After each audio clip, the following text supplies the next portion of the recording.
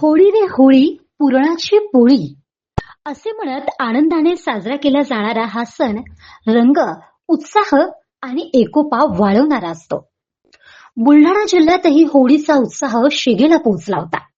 दरवर्षीप्रमाणे यंदाही शेगावच्या श्री संत गजानन महाराज संस्थानमध्ये मोठ्या थाटामाटात, जल्लोषात आणि पारंपरिक पद्धतीने होळी साजरी करण्यात आली.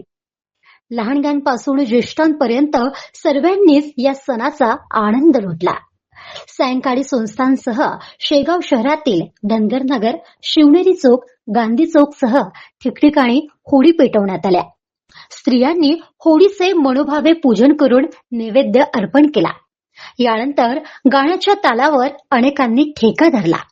गुलाल आणि रंगाच्या सानिध्यात हास्य, विनोद आणि नृत्याच्या लयीत शेगाव जल्लोषमय झाला.